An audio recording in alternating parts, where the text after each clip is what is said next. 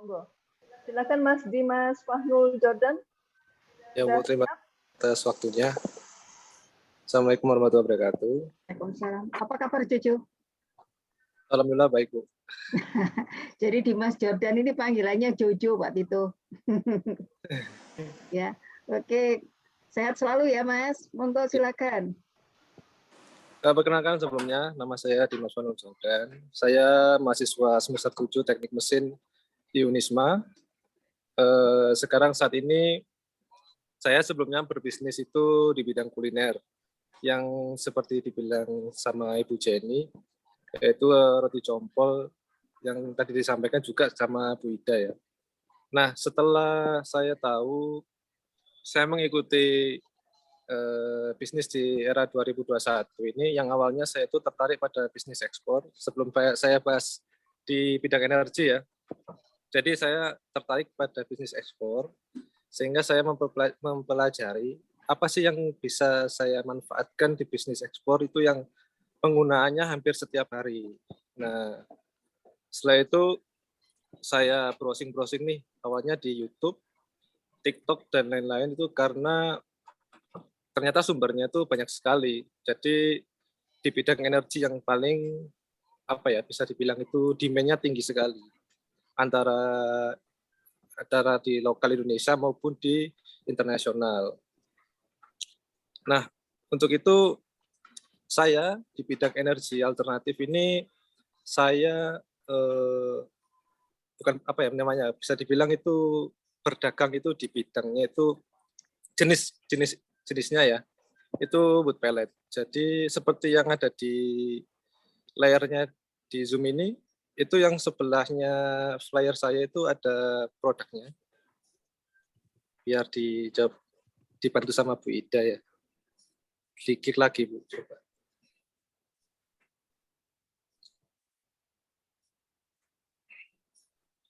Nah, ini wood pellet ya. Wood pellet ini yang saya dagangin sekarang. Istilahnya saya bekerja sama dengan pabrik-pabrik besar di setiap provinsi itu. Jadi setiap provinsi ada sekitar 2-3 pabrik yang bekerja sama dengan saya. Nah, awalnya ini saya bergerak ini pada bulan Juli. Saya dan 3 teman saya itu, jadi ada bertiga orang ini membuat PT, yaitu PT Ragam Hayati Nuswantara yang bergerak di bidang energi. Boleh Bu di next selanjutnya Bu. Jadi sambil ini ya, teman-teman dan Bapak dan Ibu, mohon maaf sebelumnya karena saya juga lagi di posisi sekarang lagi di Surabaya, jadi nggak bisa nge-handle secara langsung. Ini profil saya, jadi sebelumnya saya juga sebelum kuliah itu emang bekerja dulu, jadi saya termasuk angkatan 18 yang paling tua. Jadi bisa dibilang ya telat kuliah lah seperti itu. Enggak apa-apa. Pengalamannya banyak ya cuy ya. Ya sekarang kalau di PT saya ini saya menjabat sebagai manajernya. Jadi ada direktur sama komisaris itu tuh teman saya sendiri yang juga sedang kuliah juga di UB. Jadi kita kerja bareng lah ibaratnya. Nextnya Bu.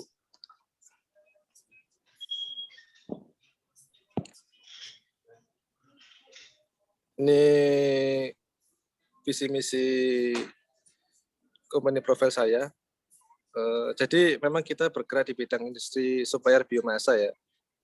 Emang kita menyediakan energi alternatif seperti wood pellet, terus briquette, terus ada wood chip, terus ada lagi hexagonal wood, kayak gitu-gitu, semacam di bidang energi pembakaran.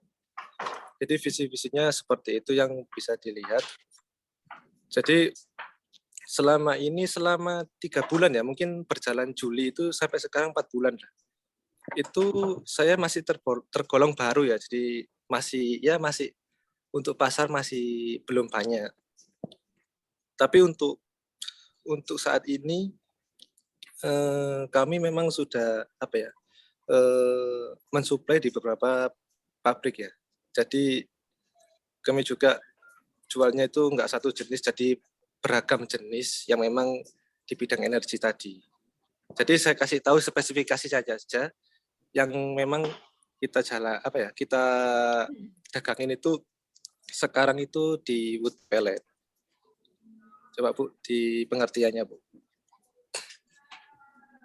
Jadi wood pellet itu seperti apa sih? Jadi wood pellet itu merupakan salah satu jenis bahan bakar alternatif yang memang terbuat dari serbuk kayu yang ramah lingkungan. Jadi limbah kayu yang dihasilkan dari pabrik industri seperti pabrik triplek, pabrik industri seperti mebel, itu banyak membuang limbah-limbah seperti serbuk kayunya. Jadi wood pellet ini memang terbuat dari serbuk kayu, teman-teman.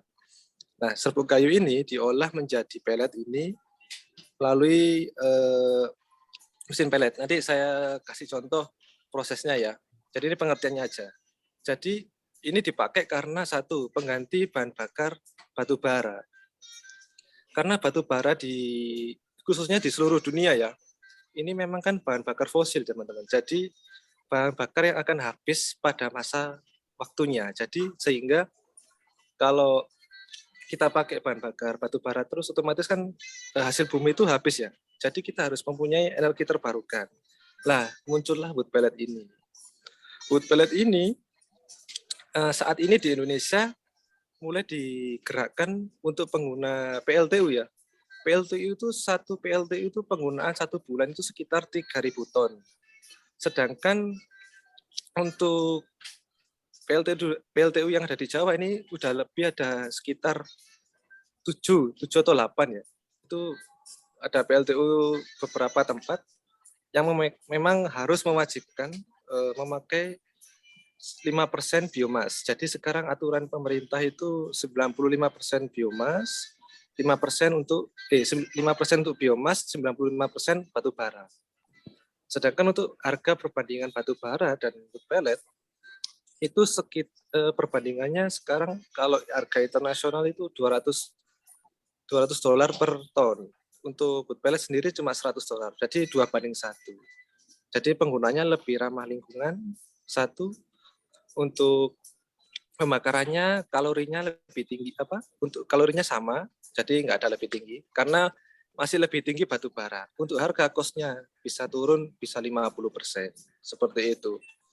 Jadi ini masih digalakkan oleh pemerintah seperti itu. Dan banyak pabrik pun juga baru tahu kalau seandainya biomas ini berguna dan sangat efisiensi daripada batu bara, seperti itu. Ini bisa kita lihat nih. Ini manfaatnya yaitu kita kalau pakai wood pellet ini, gas buang yang dihasilkan dari pembakarannya itu sedikit mengurangi efek global warming. Jadi pemanasan global itu berkurang karena adanya pembakaran wood pellet ini. Karena kan kalau kayu ini apinya itu bisa dibilang itu ramah lingkungan daripada batu bara, gitu, lebih tinggi. Kadarnya karbonnya itu lebih tinggi batu bara. Jadi pemanasan global itu lebih tinggi daripada pakai wood pellet, seperti itu. Dan tujuannya kalau pakai wood pellet ini, kita kalau bisa dibilang 10 tahun ke depan atau 20 tahun ke depan, kita itu bisa mengurangi penggunaan atau bisa mengurangi pertambangan yang berlebihan ya, terutama dari penghasil batu bara. Itu yang dapat mungkin merusak lingkungan dan dapat menyebabkan ketidakseimbangan pada ekosistem. Nah, jadi bagusnya pakai wood pellet seperti itu. Nah, ini berikutnya kita masuk ke prosesnya ya teman-teman. Nah, prosesnya itu awal itu kita biasanya ambil dari produksi pabrik, kita olah nih serbuk ataupun pecahan kayu yang dari mereka hasilkan. Nah, kita grinding nih. Ini mesin grinding seperti itu. Di grinding itu tujuannya untuk dihaluskan teman-teman. Setelah dihaluskan, kita masuk ke proses drying. Drying ini kita masuk proses yaitu pengeringan. Jadi kalau seandainya kadar airnya terlalu tinggi, nanti menyebabkan ketika dicetak jadi pellet, itu ketika dibakar bisa menjadikan kerak. Jadi keraknya itu kayak butiran-butiran yang memang nggak bisa terbakar habis kayak gitu. Jadi pengaruhnya ke situ.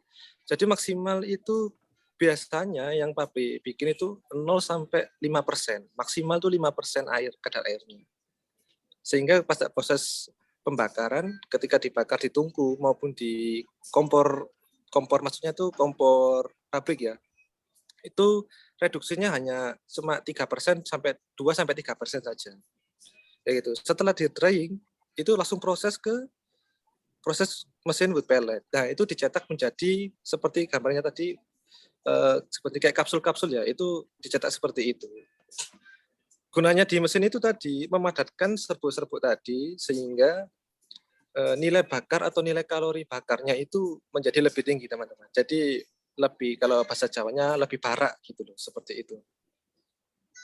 Nah, nanti setelah jadi pelet, nah, baru proses kita penjualan seperti itu.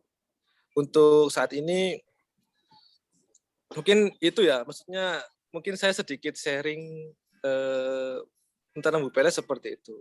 Untuk PT Ragam saat ini yang saya jalani sekarang, alhamdulillahnya sekarang udah kontrak dengan beberapa perusahaan besar, salah satu perusahaan minuman di Jawa, itu ya udah terkenal brandnya. Saya maaf nggak bisa sebut nama perusahaannya karena memang itu privasi dari perusahaan.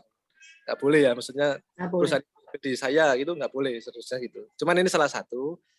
Alhamdulillahnya 1 minggu itu kita per order itu 100 ton per minggu. Untuk yang next project bulan November ini awal kita juga suplai ke PLTU Cilacap itu 1 hari 15 ton. Jadi kita alhamdulillahnya project-project yang besar itu ada 3 sekarang. Jadi November itu ada 2 project kirim ke PLTU Cilacap 1 hari 15 ton. Untuk yang sekarang ini saya kan meeting ya, ini di Surabaya ini untuk November juga kita mau supply di Jakarta itu 1 bulannya 1.000 ton seperti itu. Untuk harganya 1 kilo itu hanya 1.200 sampai 1.400 perak ya. Jadi lebih murah sih sebenarnya. Cuman kita kan main quantity gitu.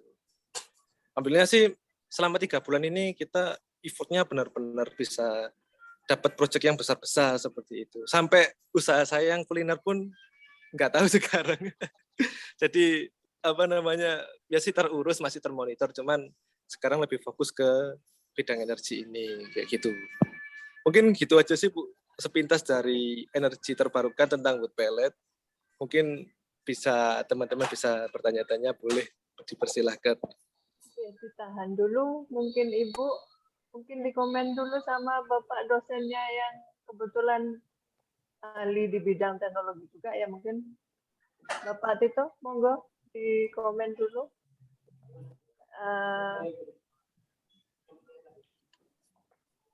Bukan. Oke, sama nunggu Pak Tito mungkin ya. Tanya aja Mas Cucu ya. Jadi baguslah Mas Cucu posisinya sudah berpindah menyesuaikan dengan jurusan atau prodinya. Ya, kalau kemarin kamu main di kuliner, bukannya kuliner buruk, enggak ya, ya bagus-bagus aja, semuanya itu bagus ya. Cuman posisinya yang pas memang seperti ini, cuman ya kulinernya itu juga jangan ditinggal, mungkin bisa nanti di cloning ke adik-adik kelas ya, atau bisalah dimonitor dari jauh ya. Cuman ini Cucu, pertanyaan saya sederhana Mas Cucu. Sekarang ini kan yang kamu masuk di sini untuk pellet ini kan berasal dari kayu-kayu yang tersisa ya. Kalau orang Jawa bilang seperti tatal gitu ya. Ya, tatal kayu juga bisa, Bu. Tatal gitu-gitu kan. Nah, ya. Ini kamu produksi, maksudnya di perusahaan kamu itu yang menjual saja atau sampai dengan di modal dari produksinya, Mas? Seperti yang kamu gambarkan ini. Kalau saya sekarang posisinya masih menjualkan saja. Jadi kita berarti ada pabrik rendah. Cuman ya? Kita sekarang sudah beli mesin juga, Bu. Beli mesin 1 trial sih. Yang kapasitasnya 1 jam itu hanya mampu produksi 200 sampai 300 kilo per jamnya. Oke. 200 sampai 300 lumayan besar. Kemudian ini Mas Jojo, mungkin disambung dengan yang tadi disampaikan Pak Tito juga ya. Ini kan sebetulnya energi yang terbarukan ini artinya kan energi yang ya pada saat si kayu itu masih ada, ya kesempatan itu kan masih ada. Ya. Pada saat limbah kayu itu masih ada, berarti ini proses ini masih bisa berjalan. Nah, pertanyaan saya, ada nggak gambaran di Mas Jojo mungkin yang berasal dari limbah-limbah dari hasil pertanian? Jadi misalnya begini, seperti jamur itu kan ada kumbungnya ya. Nah itu kan pada masa tertentu dia kan nggak terpakai gitu loh. Bisa nggak itu menjadi salah satu alternatif, karena mungkin juga bagi teman-teman itu juga menjadi salah satu yang bisa dipakai ya. Apakah nanti bisa dijawab oleh Jojo untuk kemungkinan akan dicoba ya itu, kemudian ataukah nanti bisa dijawab oleh Pak Tito, mungkin nggak itu dijadikan pupuk gitu. Jadi antara dua, apakah limbah jamur tadi kumbungnya itu bisa dijadikan alat untuk menggerakkan energi ya, artinya jadi api ya, ataukah lebih mengarah ke pupuk. Kemudian yang kedua untuk Jojo, yang tadi kamu sampaikan itu proses itu sudah dilakukan oleh orang lain ya, karena kamu yang membantu untuk menjual ya, create menjual lah pada saat ini. Pertanyaan saya, apakah sudah dilakukan pendaftaran paten?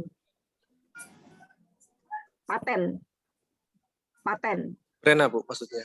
Paten itu hak karya cipta, hak intelektualnya sudah diajukan apa belum? Nanti takutnya pada saat Jojo presentasi dan seterusnya dipakai oleh orang lain, diambil oleh orang lain. Jadi wood pellet itu sebetulnya apakah murni dari temannya Jojo, ataukah dari perusahaannya Jojo, atau memang sudah ada di bagian negara lain tapi diimplementasikan di sini? Mungkin bisa dijawab yang itu dulu. Iya, Bu. Ini sudah menjawab ya? Oke. Tadi ada 2 pertanyaan berarti ya? Betul. Yang pertama wood pellet. Yang pertama tadi gimana Bu? Yang pertama tadi? Ya, yang wood pellet itu apakah bisa, ini kan wood pellet ini kan energi terbarukan. Berarti kan ada yang terbarukan lagi kan? Ya Bu. Gini Bu. Artinya, oke, silakan. Kalau wood pellet ini memang kan terbuatnya kan dari kayu ya.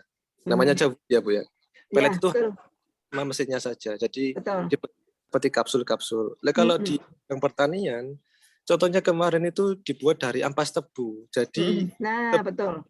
Dihancurkan, diambil sari-sarinya kan itu nggak terpakai. Itu dihancurkan, dijadikan pelet, dibuat makan sapi itu bisa Bu. Jadi proteinnya karena di pelet itu kan dipadatkan. Karena kalau dipadatkan itu nilai proteinnya lebih tinggi daripada kita dicacah pakai mesin cacah, itu dia kan menyebar-nyebar, nggak bisa padat. Itu salah satunya. Kalau kemarin kita coba seperti itu. Terus ampas jagung juga seperti itu bisa Bu. Jadi ampas jagung di-grinding dulu sampai halus, baru kita bikinkan pelet. Itu bisa buat makan sapi juga, makan hewan ternak ya. Rata-rata sih seperti itu. Kalau jadi untuk yang energinya masih belum ada ya Mas ya berarti? Karena energi belum ketemu ya, maksudnya bisa kalau dibakar. Yang bisa itu kemarin sekam Bu. Sekam itu dari beras. Nah itu sekam beras itu bisa digunakan sebagai penghangat. Cuma reduksi dari pembakaran itu lebih tinggi daripada kayu. Kayu itu dibakar kalau pas kering banget itu 0% ya, itu kadar airnya 0% itu bisa habis. Kalau sekam meskipun 0% kadar airnya itu masih sisa sekitar 10% dari pembakaran. Seperti itu. Jadi rata-rata kalau sekam itu kemarin saya kirimnya ke pabrik tekstil. Jadi pabrik sarung di Lawang itu pakainya pakai sekam. Jadi nggak pakai wood karena lebih murah daripada yang wood. Gitu. Lebih murah ya Mas ya berarti. Terus yang kedua ini sebenarnya wood pellet ini baru boom itu 2020 kemarin.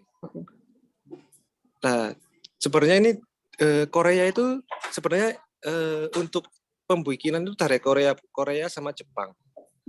Jadi yang utamakan pembuatan itu Korea sama Jepang. Nah, ketika Korea sama Jepang itu yang bikin alatnya seperti ini, nanti produknya kayak gini, itu orang Indonesia itu kan cenderung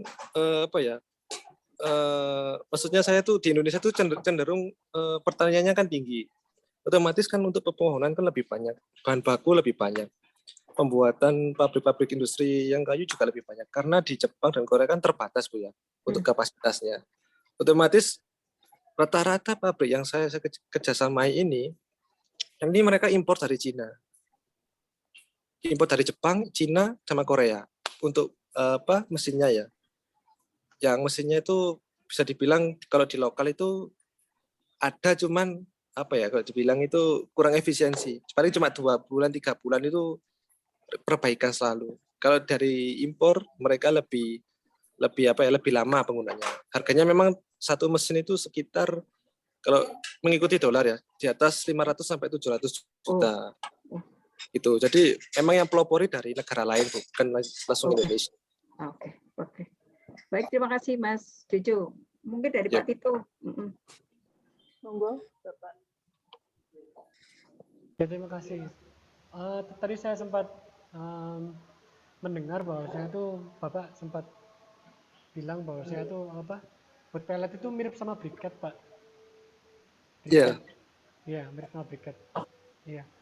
Ini kalau saya tuh lihat kayak wood pellet itu kayak dodol. Iya ya Pak, betul bentuknya Pak. kayak jadi ya lucu gitu dalam artian gitu. Cuma ini kan memang kan yang saya tahu itu kan berasal dari pohon kaliandra gitu Pak. Yang kayu ya Pak, pelet kayu ya. Hmm. Kalau pelet itu terserah Pak, ke setiap pohon itu berpengaruh pada kalorinya pembakaran. Jadi kayak pohon sengon itu kalori di antara 4.100 sampai 4.300. Kalau akasia, kayu-kayu keras yang agak pekat gitu di atas 4.600. Jadi lebih tinggi. Pengaruhnya pembakarannya lebih lama sama apinya lebih besar. Ya besar. Ya, sip. Mantap ini prospeknya tinggi. Iya. Ini. Kalau pelet bagas itu apa? Gimana Pak?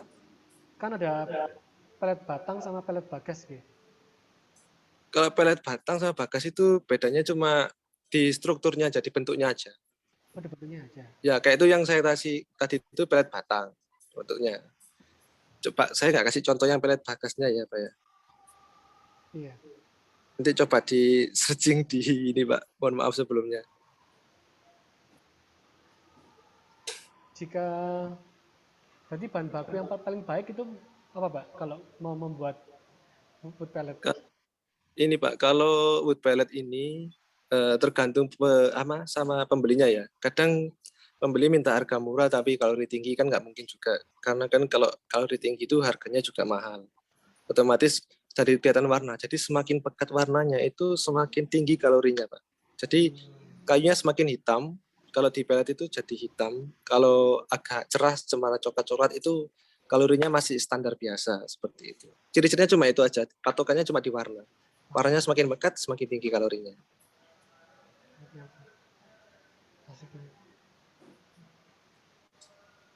Bagus banget. Anyway, selamat ya Mas Jojo, minimal sudah mendekati sarjana teknik ya. Ya Bu. Baru itu jalannya beberapa bulan Bu. Nggak masalah, tapi tetap harus semangat ya. Kerja, cari pendapatan, tapi kuliahnya juga jangan sampai ketinggalan. Sayang, udah tinggal sedikit Mas Jojo ya. Ya Bu. Insya Allah. Iya. Begitu aja. Ini di kolom chatroom ada yang masih bertanya sama Bapak Tito. Mohon maaf dari Tita Husnul Nur Aini. Mohon izin bertanya. Tadi kan Bapak menjelaskan seputar pertanian. Lalu hal apa yang menyebabkan perbandingan manusia dan lahan pertanian tidak menguntungkan? Monggo langsung dijawab Bapak Tito. Sebenarnya ya terima kasih Devita Kusnul Nuryani. Sebenarnya itu nggak ada satupun lahan pertanian yang nggak menguntungkan. Semuanya itu menguntungkan, hanya kita saja yang bagaimana kita memanagenya. Ini seperti kemarin di lahannya Pak Peter di Jombang, dia tuh sempat tanahnya itu tandus, dia tuh pecah-pecah gitu. Akhirnya setelah 2 tahun dia kompos, baru akhirnya itu sangat bagus. hasilnya dan sudah nggak terus lagi. Sekarang sampai sekarang beliau ini usaha cengkeh di situ. Cengkeh kemudian digabung sama ini sapi perah gitu. Jadinya tuh akhirnya diintegrasikan antara sapi dengan ya tanaman-tanamannya tadi, ya cengkeh, ya lamtoro dan sebagainya itu, sehingga hasil fesesnya dari si sapinya diarahkan ke yang tanamannya sebagai pupuk dan biopestisida, kemudian lamtoronya itu yang sisanya tadi ataupun sisa dari cengkeh tadi dimakankan ke sapinya gitu.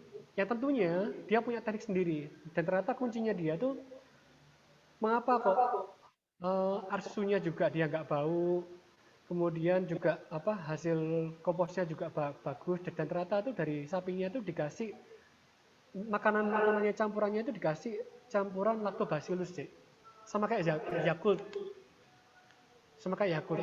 jadi Yakultnya itu kayak Yakult itu dicampurkan ke makanannya sehingga ketika dimakankan ke sapinya tadi dia lebih lancar, sehingga dari fesesnya itu nggak begitu bau, kemudian air susunya juga nggak bau gitu, cuma emang perlu waktu cepat untuk dia untuk menuju ke ini pengolahan berikutnya begitu deh ya. Oke, terima kasih Bapak Tito, sudah jelas ya untuk adik kita. Oke, kepada yang tadi sudah menjawab di kolom chatroom pertanyaan dari yang disampaikan oleh Ibu Jenny dan Bapak Tito. Mohon Wahyu Nur Aziza dan Vita Husnul Nur Aini, kemudian adik Fajar Mustafa, kemudian yang terakhir adalah adik Ahmad Nur Fauruzi. Tadi adik Ahmad Nur Fauruzi sudah meninggalkan nomor HP ya di kolom chatroom. Bagi yang belum, Fajar Mustafa, kemudian Wahyu Nur Aziza, dan Vita Husnul Nur Aini, silakan meninggalkan nomor handphone di kolom chat. Oke, Bapak Ibu, mungkin masih ada yang akan disampaikan sebelum acara kami tutup? Insya Allah sudah Mbak kalau dari saya. Terima kasih banyak. Sudah. Jadi kita sudah melihat begitu luar biasanya adik-adik tenan ya. Mungkin di sepanjang perjalanan kita, mungkin sebagai Pak Tito juga ya sebagai dosen yang mengasistensi adik-adik ya. Mungkin Pak Tito lebih banyak dari sisi sains, saya lebih banyak dari sisi sosial ya. Kita berusaha memberikan apa yang kita ketahui bersama dan harapan kita dengan mengajak adik-adik tenan hari ini dengan Mas Jojo, Dimas Jordan ya, kemudian kemarin dengan Mbak Sofi ya, kemudian ada Wahyu dan seterusnya, yang sebelumnya juga ada Mas Dharma, juga ada Mas Fajar. Itu maksud saya adalah kita bisa saling berjejaring. Jadi seperti misalnya Mas Dimas Jordan hari ini sudah tidak begitu gape sama yang namanya si roti compol gitu misalnya ya. Jojo langsung terkenang dengan roti compolnya ya. Nah, jadi bisa mungkin adik-adik yang sekarang ini mungkin seperti Mas Zaki ya. Zaki hari ini kan dia bikin pisang crispy. Nah, bisa enggak misalnya saling berkolaborasi untuk yaitu apakah pisangnya menjadi pisang compol atau sebaiknya rotinya menjadi roti crispy gitu ya. Jadi paling tidak ada sesuatu yang bisa di-share-kan, termasuk juga adik-adik yang lain yang belum punya usaha atau lagi menuju usaha bisa lihat yang dilakukan oleh teman-teman ya. Jadi seperti Mas Jojo awalnya di kuliner, sekarang lebih ke arah bidang yang sesuai dengan prodinya ya terkait dengan energi. Tadi juga ada peluang-peluang seperti yang disampaikan Mas Jojo, apakah peluang itu yang nanti mengarah kepada energi ataukah pada peluang yang lain karena dia sudah punya mesin pelet. Nah, ini juga bisa menjadi peluang juga buat Pak Tito juga kayaknya. Memungkinkan enggak kalau misalnya pupuk itu berupa seperti kapsul punyanya si Jojo tadi. Jadi ibu-ibu sudah enggak kotor tangannya, Pak. Jadi kalau cair itu kan harus ditambahkan dengan air ya. Tapi kalau pelet itu memungkinkan enggak? Jadi palet itu memungkinkan nggak kalau misalnya seperti pil begitu ya? Nah, itu tinggal ditaruh-taruh aja di media tanaman. Nah, ini kan menjadi sesuatu yang baru. Nah, nanti tinggal mesinnya kita kerjasama sama Mas Dimas Jordan. Tapi dari sisi apa sebetulnya ada di apa namanya pupuknya atau pelet pupuknya? Saya lihat belum ada, Pak. Ya, belum ada pupuk yang tadi seperti bayangannya gambaran kayak punya Jojo aja seperti itu, tapi mungkin nanti dibikin seperti kapsul begitu, sehingga ibu-ibu ini sudah nggak repot dengan tangannya, tinggal naruh-naruh aja, Pak. Ya, itu tadi kan menjadi sebuah inovasi sendiri, gabungkan antara Mas Dimas Jordan yang punya mesin dan sudah punya PT-nya, gabungkan dengan kita akademisi, di mana kita punya pemikiran, punya inovasi. Pak Tito kebetulan punya keahlian di bidang untuk pengukuran pupuk ini harus unsur haranya berapa kan gitu tuh Pak Tito ya. Iya, betul. Ya, jadi mungkin nanti bisa berkolaborasi lah, memunculkan paten yang baru tuh Pak Tito. Betul. Terima kasih banyak Ibu. Disampaikan juga terima kasih kepada Bapak Ibu narasumber yang lain yang telah mengisi acara materi pada pagi hingga sore hari ini. Kemudian akan kami ulang kembali terkait data peserta atau data tinen yang akan memperoleh buku tabungan emas. Sekilas kami akan bacakan Adik Dharma Yuda. Atau di share aja Mbak Ida Puspita di share aja biar cepat. Atau saya bantu share. Belum siap untuk di-share, Ibu. Belum siap untuk di-share. Belum siap untuk di-share. Oke, nanti bisa ditaruh di grup tenan aja, Mbak, mungkin. Ya, betul gitu. Bisa juga seperti itu. Nanti akan kami buat grup seperti pulsa kemarin. Nanti akan kami distribusikan dan verifikasi data terlebih dahulu. Bagi yang belum mengisi presensi, maka mohon maaf, sertifikat tidak bisa kami berikan. Kita sudahi acara untuk bisnis coaching dan mentoring pada sore hari ini. Semoga kita semua memperoleh keberkahan ilmu yang mengurai manfaat yang berkesudahan. Bila mana ada kekurangan dan kesalahan dari kami, serta ada hal-hal dalam berlangsungnya acara ini, sekiranya tidak berkenan di hati adik-adik, Bapak, Ibu sekalian, mohon maaf sebesar-besarnya, semata-mata itu kekhilafan kami. Menutup acara ini, marilah kita bersama-sama membaca Quran Surat Al-Asr dan Ummul Quran di Siril Fatihah, dipersilakan.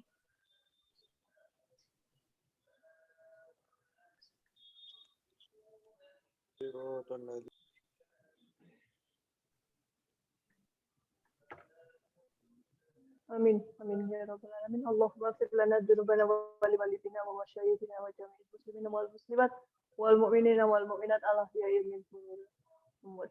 Subhana rabbika rabbil izzati amma yasifun wa salamun alal mursalin. Walhamdulillahi rabbil alamin. Wassalamualaikum warahmatullahi wabarakatuh.